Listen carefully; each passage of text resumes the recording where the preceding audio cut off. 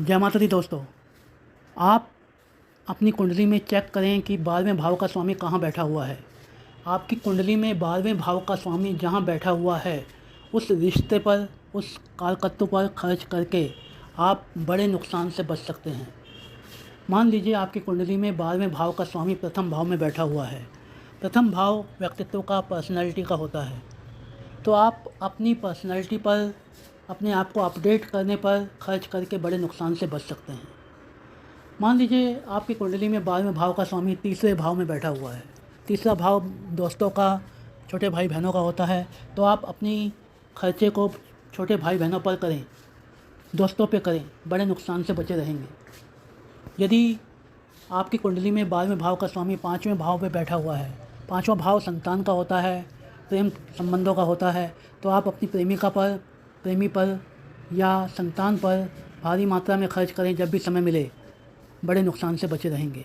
मान लीजिए आपकी कुंडली में 12वें भाव का स्वामी 7वें भाव में बैठा हुआ है।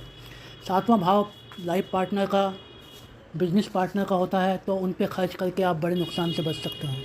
तो आपकी कुंडली में 12वें भाव का स्वामी जहाँ बैठा हुआ है, उस पर, उस कालकत्तों पर, उस रिश्ते पर खर्च करके आप बड़े नुकसान से बच सकते हैं।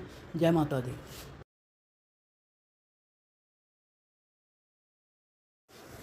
जय माता दी दोस्तों।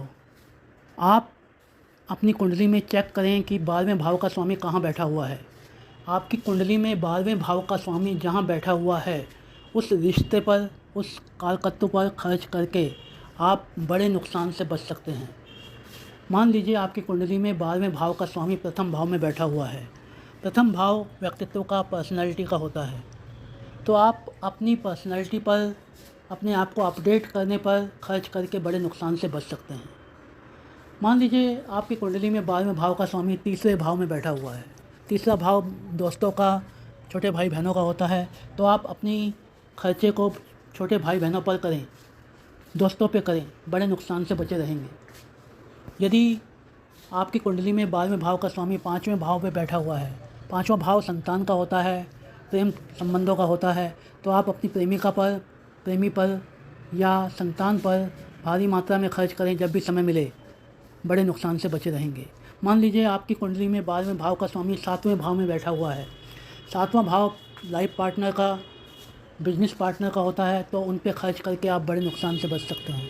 तो आपकी कुंडली में 12वें भाव का स्वामी जहाँ बैठा हुआ है, उस पर, उस कालकत्तों पर, उस रिश्ते पर खर्च करके आप बड़े नुकसान से बच सकते हैं। जय माता दी।